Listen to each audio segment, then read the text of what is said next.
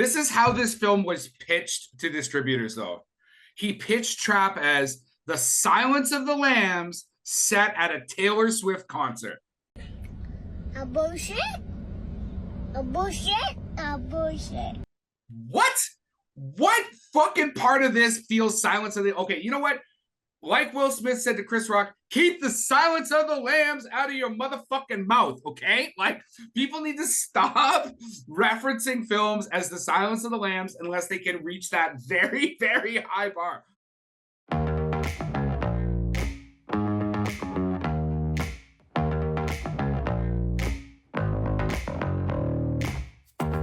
Well, someone went through Wile E. Coyote's playbook. We're talking movies, we're talking Trap, starring Josh Hartnett, Alison Pill, and Salika Shyamalan, written and directed by M. Night Shyamalan. Chris, you always do that. You stand with your left hand on your hip like it's holding you up or something. Dad, what are you doing? You're acting weird.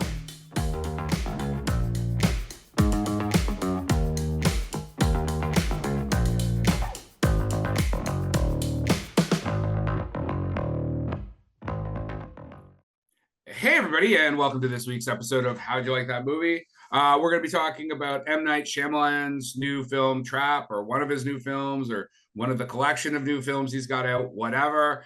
As you can tell by the tone of my voice, I feel like you know where this episode is going to go.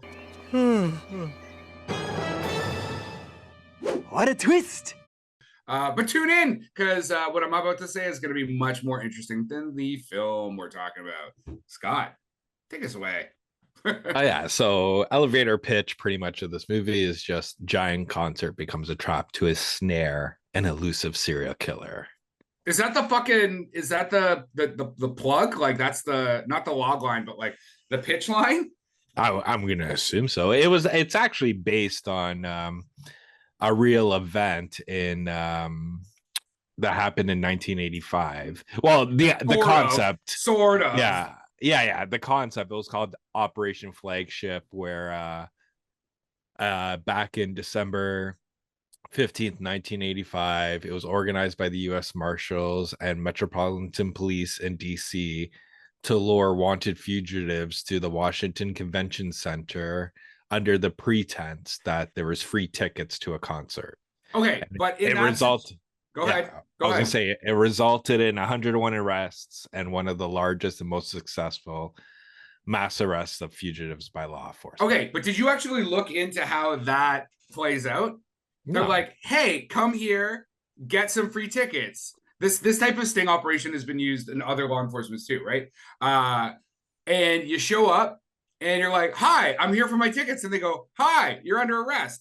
Or they'll do it to deal with like people with like traffic tickets in the US and stuff as well. What they don't do is put on an entirely fake fucking event. They don't. Whoa. Okay, wait, we won't get in. We won't get into talking about the movie. No, wait, because you're wrong, because they didn't. This concert was happening regardless. Because the child thinks that it's an extra show being put on because of demand. But then you see like law enforcement basically directly tied into everything, which makes me feel like they actually put the fucking show on to catch this dude. But no, it can't be. Okay. We'll talk about it after. Sure. Okay, because we'll get there. Trust me, we are gonna get actually, and I already know that. Yes, Scott's right, but we will get there because the actual twist at the end can only happens if what Scott is saying is true. So yeah, let's keep going. Okay. So that's the elevator pitch. But hold on. Let me just finish. But in this, so what would have happened if this was similar to the actual sting operation? Is Josh Hartnett's character would have come in, hi, I'm here with my tickets, and they would have been like, and you're under arrest. Gotcha, bitch. They would not let the whole thing play out, surround the place with SWAT, have all this like fucking intrigue. They also sure as fuck wouldn't have been telling all the people who work there, hey, here's a secret code, don't fucking tell anyone. Go ahead, Scott. I can't contain my disdain for this fucking movie. Disdain. So here's what worked for me with this film was the concept of the film. Like what I always appreciate with M. Night and his career, majority of it is in original IP, Sure. right? Like he's the one that's working, like he's financing his own films, he's working in that mid-budget space. It might be um bad, but at least it's original. yeah, that's the thing, right? Like it's not something just hashed over and over, right? Like he's doing something different each time. And like, to think I about thought it, you were like, gonna like the fact that Josh Hartnett tries to play like the best dad ever in this, and you were like, I really felt for him as a good dad. so what worked for me next was Josh Hartnett's performance. That was literally my next line. Okay, But whoa, whoa, okay. I'm gonna introduce it because again, I did take a look at a couple critic reviews and stuff, and even in my quotes, I've got some that talk about like his compelling performance and stuff. I don't know if I would call it compelling, but let's hear you unravel this thing. well, what What I'm was it you saying liked is about his like performance? he carried, like he had to carry this film, right? I don't think there's many scenes in this movie. Like he's technically Sigourney Weaver in Aliens. Like there's not many scenes in this movie without him in it, right? That's Like he a not great comparison, other no, than but like what what you I'm just said. Like saying, like Sigourney Weaver does a much better job with a what much I'm better saying is the script. pressure of carrying this film, relaying the story, getting everything out is him and his performance. Mm. What and I thought he did well. Like technically he's the antagonist of this movie, and I was really just like, fuck, I just want him to get away now, because for two reasons. But what didn't work for me. Hold on. By the way, if you're listening to this and you haven't already determined, I don't care about the spoilers. I'm going to spoil the shit of this Oh movie yeah, there's gonna because be yeah, spoilers. we're just going to like actually like deconstruct this whole film because I would prefer you probably don't watch it. So if you do after, that's fucking your fault. But like seriously, there's no holds barred going on. So keep going, Scott. Okay, Sorry, I keep cutting so you yeah, off. so what didn't work for me was the execution of this. Wait. I want to go. Are we going to talk about Josh Hartnett's acting performance anymore, or is that it? Is that your statement on it? I just don't want to like walk all over your stuff. No, we'll do quid pro quo. I'm gonna just say this little thing, and then we'll Okay. kick it back to you. Okay. It'll be like little tennis. I'm gonna throw you the ball.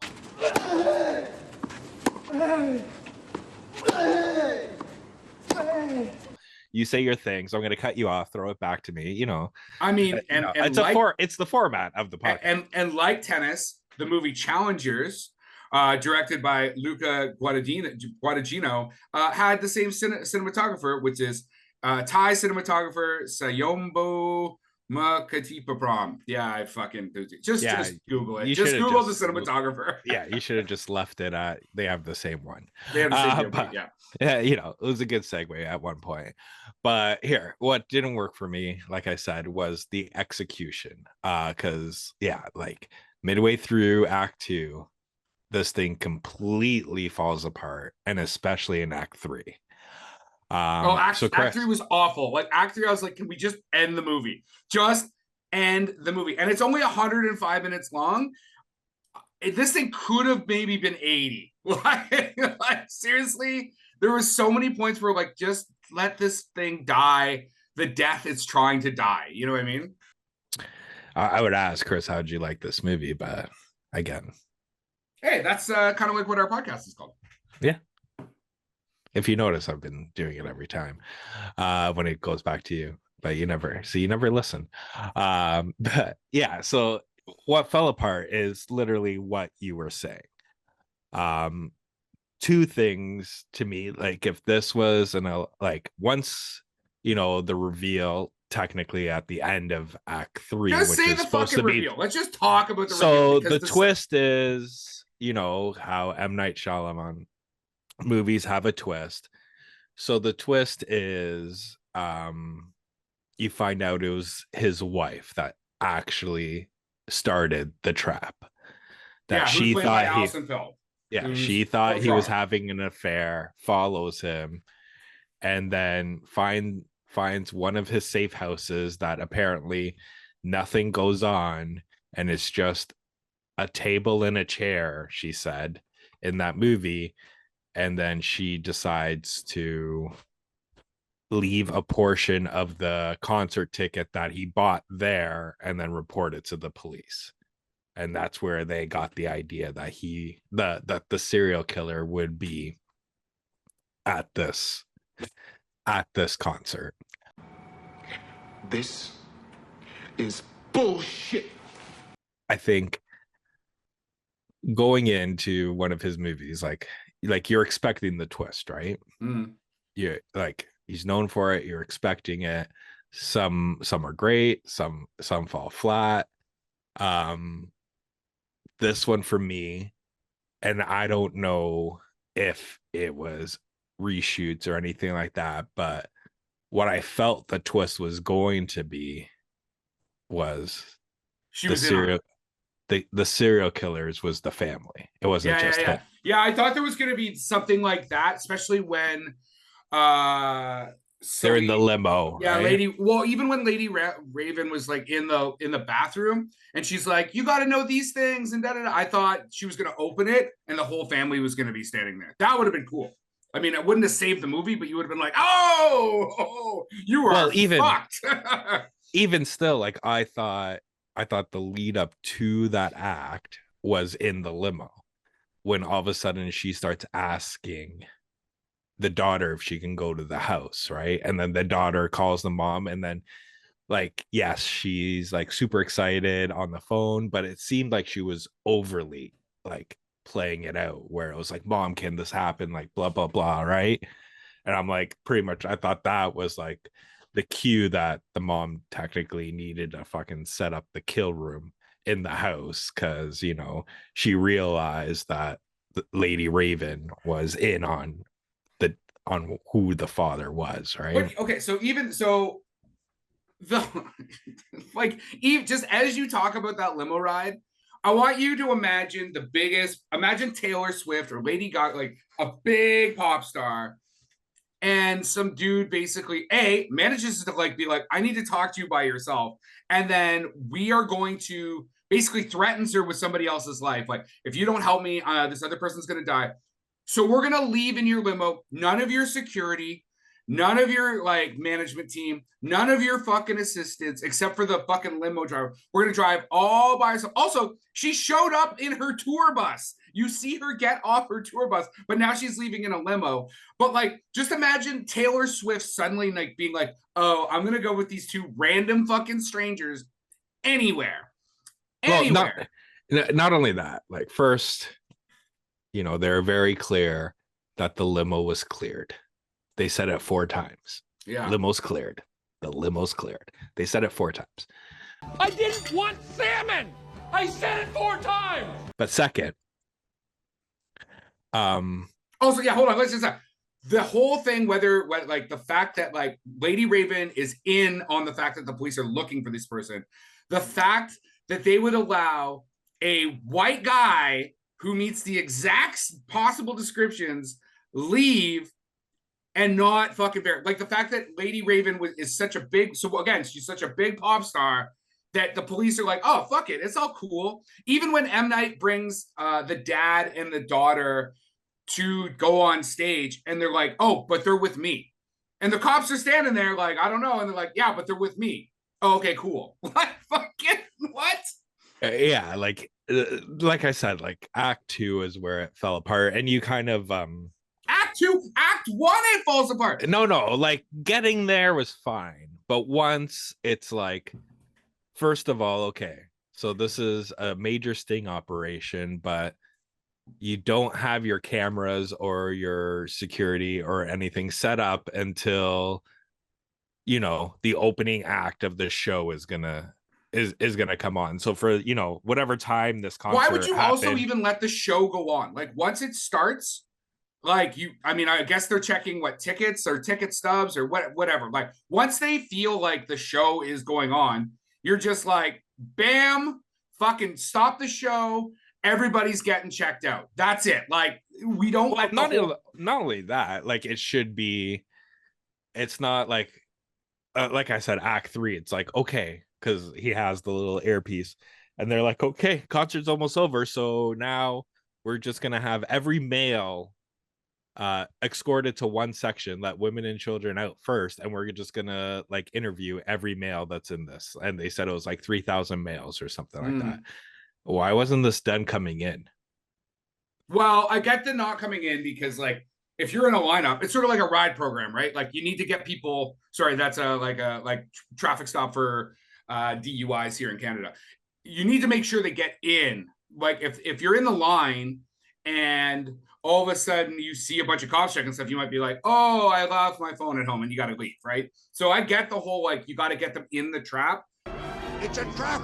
Before you like start closing it. But that's why I said like once the concert starts, it's good enough. Like lights on. No, what I mean is like letting them in, like you're seeing their tickets. So technically, while they're scanning their tickets, anybody that meets the criteria of the 4 possible, flag them right there. Yeah, like okay, this seat. Actually, no. You know how? Like again, I feel like M. Night has never actually been to a concert before, but I'm gonna riff off this for a bit, and then I'm gonna say something else.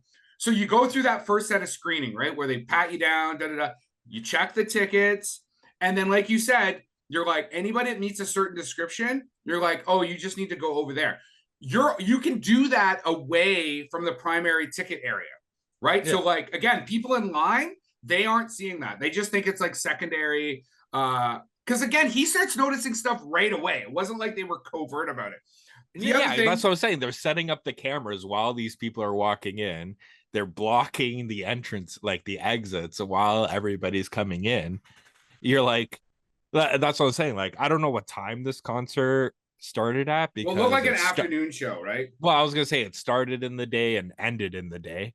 But you'd figure everything would have been set up at night, right? Like, if this is such an elusive trap to catch an elusive serial killer, you might have to pay the overtime, for the cops to set this all up at night, not while they're doing it. That eludes all the stuff.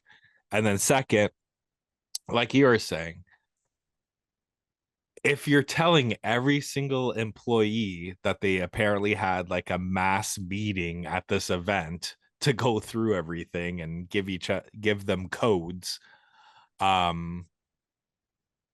wouldn't they also have said what the employees have been known what the potential subjects would have been? So when that guy is talking to Josh Hartnett and he's like, well, he fits the profile. Let me just look at his left hand before he puts the wristband on. Oh, he has a tattoo. Okay, let's Hamilton this up now, right? Not, okay. Oh, you're so nice. I'm going to give you free tickets and I'm going to take you backstage. And I'm going to tell you exactly the only way you can get out is to go backstage, because that's the only thing that's not, protected technically, which then ends up being protected. Okay, so I'm going to steal a little bit from Canadian podcast movies and chaos. It's Serena Whitney and Mark Palermo. It's a great show. Again, it's one of the few movie podcasts I still listen to. So they basically said what I said, which is like, has M. Night never been to a concert? And there's like multiple things in this. So we've already talked about one, like how you do the entrance and stuff. Two, have you never bought merch at a fucking concert? There's no, first off, the fucking people do not care that much that you help somebody else. They just want to get through their fucking day. Two, like the stuff they have is the stuff they have. If it's fucking sold out, it's fucking sold out. They're sure as hot not going to be like, hey, buddy, come back here. Like all of this is just bad setup. Three, I have been to some big concerts, like including like Madonna and stuff like that. There is never, ever, ever, ever like a break in the performance, like an intermission while they do another setup. Like they will do setups. The concert still goes on. The lights are still down. You're sure as fuck not leaving. Also, and this is directly from Movies and Chaos podcast, when they talk about when you get there, they show an opening act performing and the place is like half filled and people are still coming in. No. The opening acts are part of the show too. So like, let's say the concert starts at 9, the lights will go down, the opening act will perform, then the lights might come back up before the main act, but like they show that like the opening act just like kind of fucking hanging around doing whatever while people fucking filter in. Let's be honest, okay, like this whole film, and I've got two quotes today. I'll finish with one, but I'll start with one. Lovita Gurka from the Hollywood Reporter had this to say: the film is a concert movie for Shyamalan's daughter, the musician Seleka, wrapped in a middling thriller, kept afloat by a compelling performance by Josh Hartnett. I don't know if the performance on Josh Hartnett is compelling, but yeah, this whole fucking movie is just a way to be like, look, my daughter's a pop star. Like, she plays Lady Raven. Her basically her whole career has been making musics for The Servant, her dad's TV show, Old, her dad's other movie, and this one.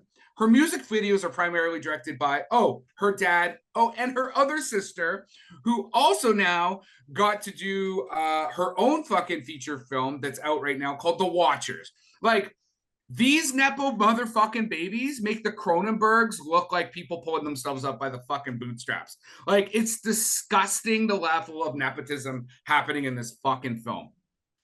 Yeah, I don't want to talk about nepotism because our opinions, like we've talked about it in the past, fucking any fucking movie we've done with Sofia Coppola or Brian Cronenberg or anybody, you go off on this. Brandon Cronenberg. Yeah, Brandon, it doesn't matter. It's the Cronenberg part that it's matters. Just Cronenberg. Right? Yes. Yeah.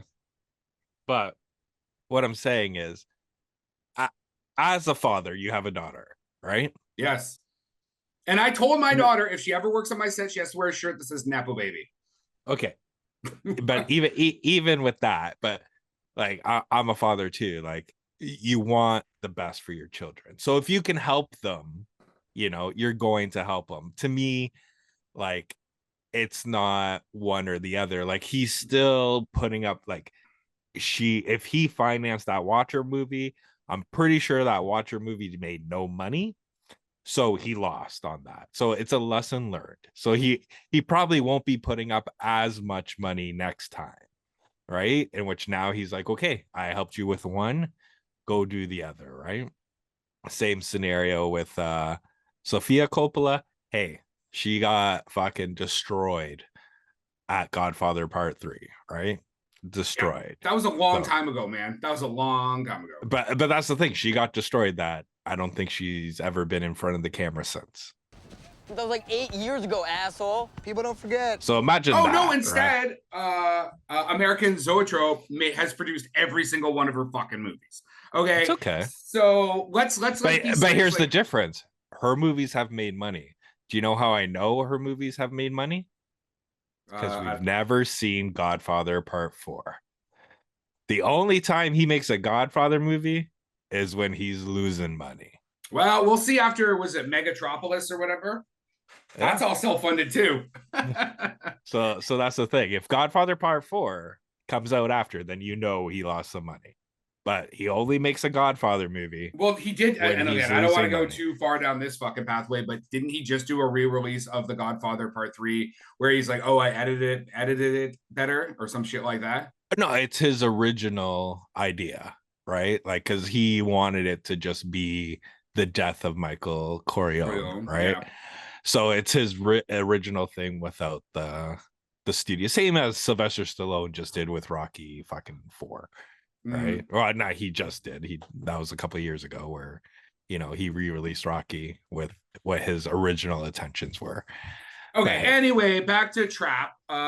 This idea that Josh Hartnett is doing this like great job carrying this film. Like, okay, sometimes I honestly, like, one of my favorite parts of Josh's acting is actually the very end. Just I think he kind of like looks into the camera after he like picks the handcuffs and you see that he's gonna get away or whatever. Again, and he just starts laughing mechanically. Well, yeah, but even that, like, I was like, the police are just letting this guy do whatever the fuck he wants. I don't know why they tased him and didn't shoot him. It's although I was watching it and I was like, yo, if that dude was like a black character, those cops would have shot him fucking right up. But did you not feel he was like overacting as a father? And again, I don't know if that was the bad writing, like the bad dialogue or bad direction, or if Josh Hartnett was like overacting. But like his performance as the father was not good. Like, well, I think it would. agree? No, I think it goes to like they start building upon it, but again, you start realizing it in the third act that he's oh, Control what's the freak. term? Not well, yeah, he has massive OCD, but they is it social? Like he Yeah, he's doesn't a sociopath. technically, yeah, right. So Sort of he's like Patrick Bateman in American Psycho. yeah, or Dexter, right? Like he's pretending, he feels that he's pretending what a father should be acting like, Okay, so right? let's use that. Let's use that as our premise. And that's the Dex- thing. That's why when he has the reveal with the wife and he's eating the pie, like that pie scene also makes no sense to me. Like, sit down, we're gonna eat some pie before I allow you to kill me. Makes no sense to me. But when he starts talking, he was like, once I realized what was happening, he was like, I have so much rage inside me. Like I've never felt this before, right? Because I realize I'm never gonna see and he starts realizing, like, oh my God, I am like, I do have feelings for my kids, kind of thing, right? But I think he needed technically that to feel it, but everything before that was just like, I think this is how a father should act. I should be overly excited that my daughter is happy or something like that, right? okay, so if we want to use that premise, both Dexter and Patrick Bateman are people pretending to be characters that they, again, sociopaths, so they're just having try to mimic those, like what they think those characters would be like. They do a much better job then. Like Josh Hartnett, if I'm telling you, if you were like married to Josh Hartnett, you'd be like, this guy's fucking weird all the time. Not just like, oh my God. And the amount of times that daughter, that's why I use that quote, like, Dad, you're acting weird. I felt like being like, shut the fuck up. Okay, Dad's stressed because he just dropped $1,000 on these fucking tickets and now he's going to fucking jail.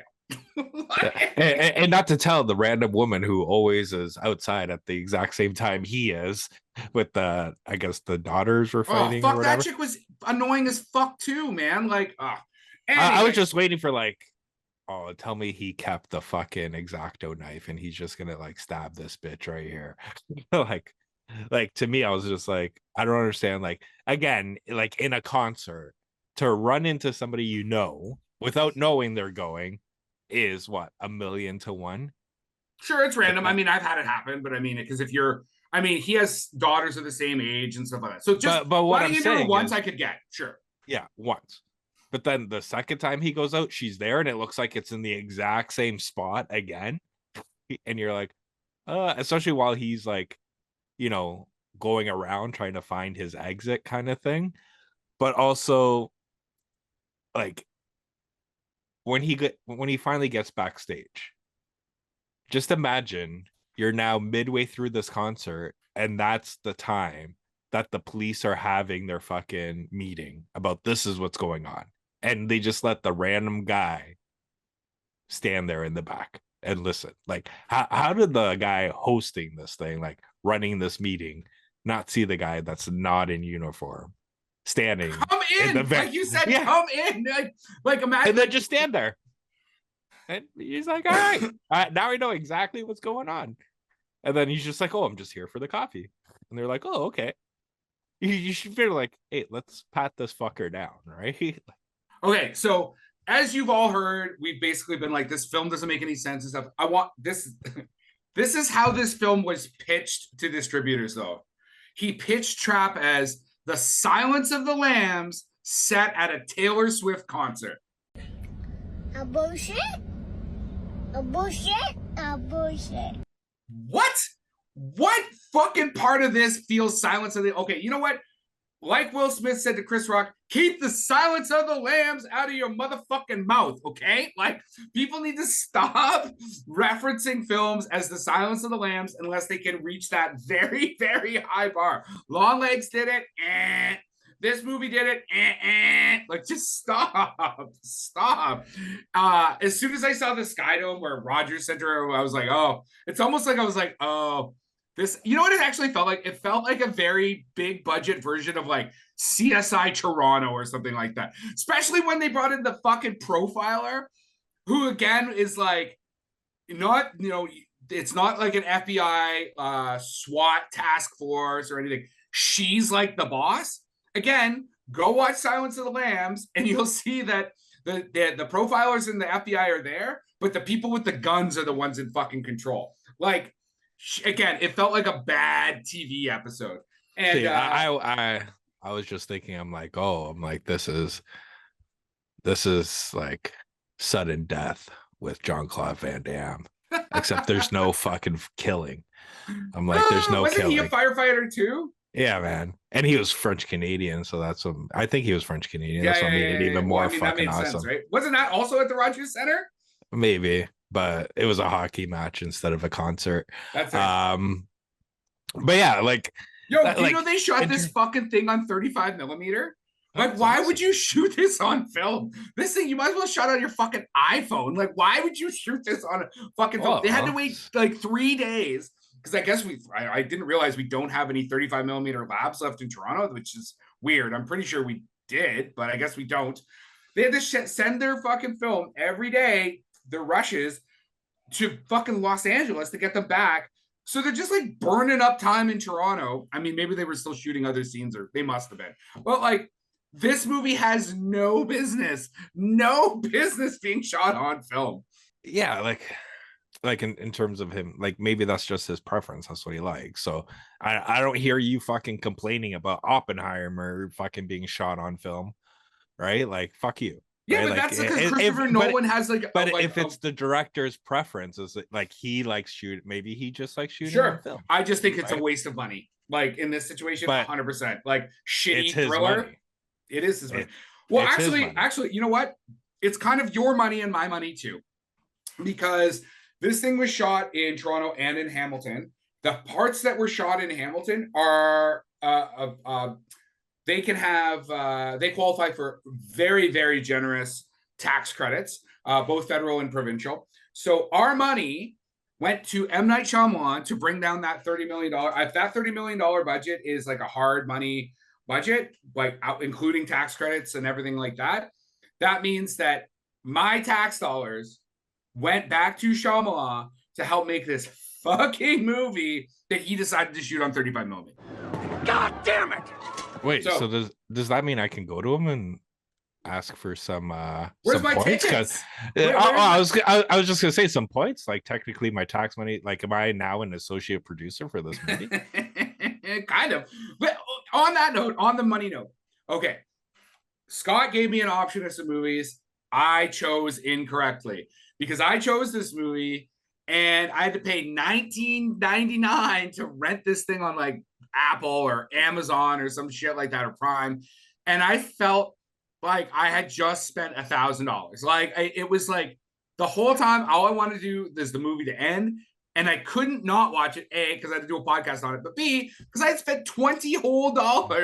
So, I mean, I guess it's better than seeing it in the theater, but felt technically, if you went on a Tuesday, that would have been what, $5.99? No, $8.99. Well, I mean, I also have a Cineplex membership, so it would have been $9.99. So I actually paid double what I needed to pay to watch this movie. So not only did my tax money go to this movie, but I had to pay out of pocket after tax money to watch this movie. I am so fucking angry.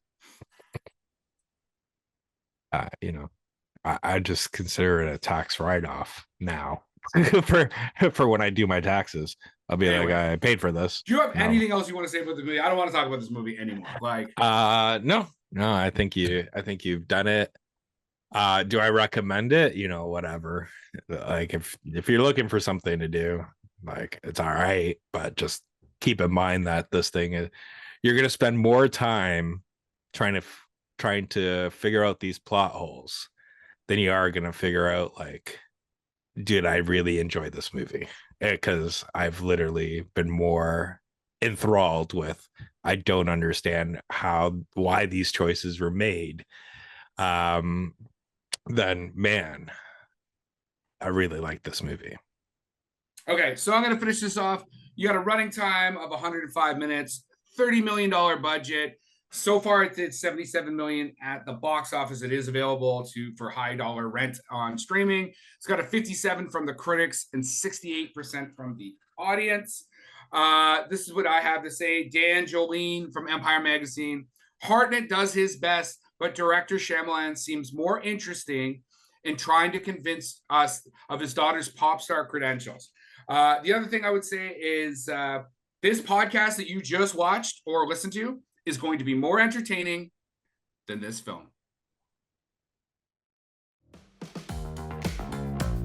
And that is our wrap for the day. Please like and subscribe to this podcast. Tell your friends. If you want to get a hold of us, reach us at the www.howdyoulikethatmovie.com.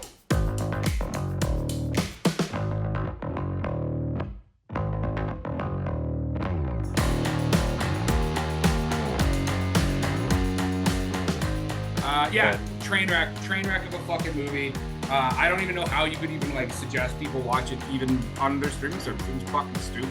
Like, it's I'm glad it's his own money, except that I also know, like I said, a bunch of my tax money went to making sure the crew got paid, I guess. I mean, I guess that's the good sign. A bunch of union people got to get paid, so I guess that's good. Wait, didn't this get filmed during the SAG-AFTRA strike? Well, we weren't on strike. It was SAG-AFTRA, not AFTRA, right? So that's one of the reasons they shot it up here. And they actually got a dispensation. Like they did all the appropriate paperwork to be allowed to shoot here legally. They didn't cross any picket lines or anything like that. So.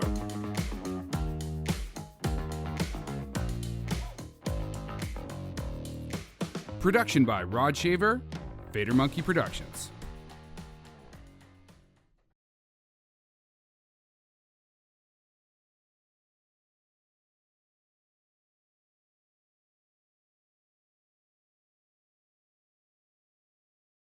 You're a labor guy, so I would like you to say that again. Just look in the camera and be like, "Thank you, M. Night, for this movie. I appreciate you and this movie." Thank you, M. Night, for taking my tax dollars and employing good, hard-working union members.